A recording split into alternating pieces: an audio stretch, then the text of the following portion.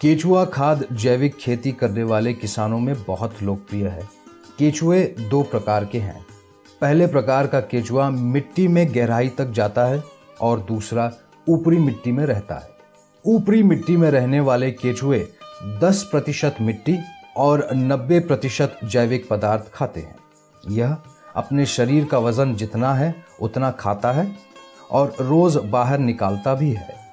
केचुए प्रति एकड़ में 30 से 40 किलोग्राम नाइट्रोजन मिला लेते हैं। केचुआ खाद में अधिक मात्रा में बढ़वार निर्धारक और हार्मोन होते हैं, इसलिए यह एक संपूर्ण खाद है। केचुआ खाद में केचुए के अंडे कोष भी होते हैं। अगर खेत में पर्याप्त मात्रा में नमी और जैविक पदार्थ हैं तो अंडे से केचुआ निकलता है और उधर ही कंपोस्ट बनाता है, इसलिए दोबारा केचुआ खाद के प्रयोग करने की जरूरत नहीं।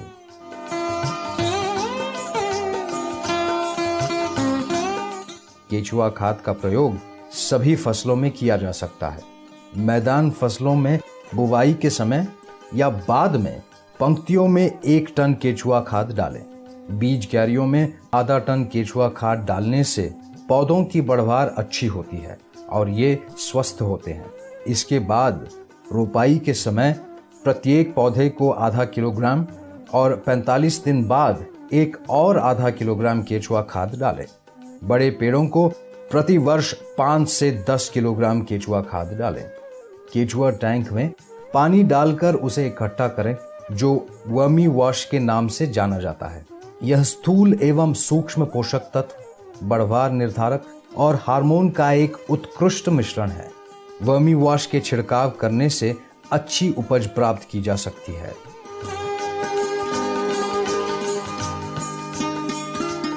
अब केचुआ खाद बनाने की विधि सीखें। इसके लिए अफ्रीका के बड़े केचुओं का उपयोग किया जाता है।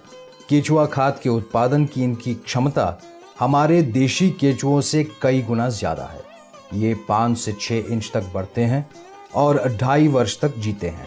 ये 25 से 30 सेंटीग्रेड तापमान और 40 से 50% नमी में आसानी से रह सकते हैं। इनको सूखे पत्ते, फसल अवशेष, गन्ने की रद्दी आदि खिला सकते हैं, लेकिन ग्लिरिसीडिया फूल और तंबाकू का पौधा ना दें। पानी छिड़काकर कच्चे माल में गाय का गोबर मिला लें और ढेर बनाकर 3 से 4 हफ्ते तक छांव में रखें। इसके बाद इस आंशिक रूप से सड़ी सामग्री केचुओं को खिला देते हैं। अगर खेत की ताजी रद्दी सीधे दी जाती है तो सड़न के दौरान आने वाली गर्मी से केचुए मर जाते हैं।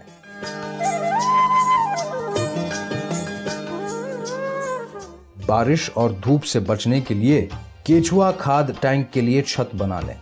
इसके लिए सामान्यतः टैंक पत्थर से या सीमेंट से बनाई जाती है, फिर भी कई किसान छांव में ऐसी ढेर बनाने की विधि अपनाते हैं। इस प्रकार के ले जाने योग्य यानी पोर्टेबल केचुआ खाद टैंक भी देखे जा सकते हैं। यह सलाह दी जाती है कि टैंक की चौड़ाई 3 से 4 फीट रखें और इसकी ऊंचाई 2 से 3 फीट रखें। लंबाई आपकी सुविधा अनुसार की जा सकती है। टैंक के तल में एक छेद बना लें ताकि फालतू पानी निकल जाए। टैंक के तल में रद्दी सामग्री जैसे नारियल के छिलके की परत बना लें। फालतू पानी और वर्मी वॉश के बह जाने के लिए यह जरूरी है। इसके बाद आधी फीट ऊंचाई तक जैविक रद्दी की परत बना लें। इस पर गाय का ताजा गोबर या गारा डालें। जैविक सामग्री की एक और परत बना लें। टैंक के भर जाने तक इसको दोहराएं। इसके बाद ऊपरी भाग पर प्रति घन फीट में 25 केचुओं को डालें। अगर केचुआ उपलब्ध नहीं हो तो इसकी जगह पर नमी युक्त ताजी केचुआ खाद डालें। इस कंपोस्ट में उपलब्ध अंडों से छोटे छोटे केचुए निकल आएंगे। कच्ची सामग्रियों के आधार पर 2 से 3 महीने में यह कंपोस्ट तैयार होगा।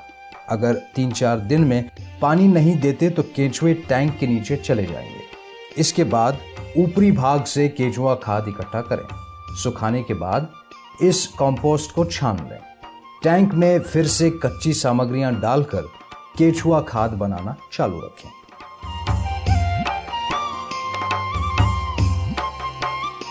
चिड़िया, चींटी, चूहा, चूहिया आदि केचुए के दुश्मन हैं। इसलिए केचुआ खाद टैंक पर पत्थर की पट्टियां या सीमेंट कंक्रीट रखना बेहतर होगा।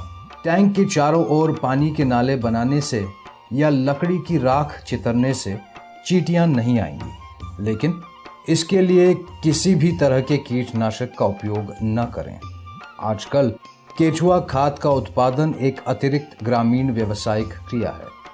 इससे छोटे किसान और भूरहित लोग अच्छी आय प्राप्त कर सकते हैं। कई बड़ी डेयरी संस्थाएं अतिरिक्त आय के लिए गोबर की जगह केचुआ खाद बेचती हैं।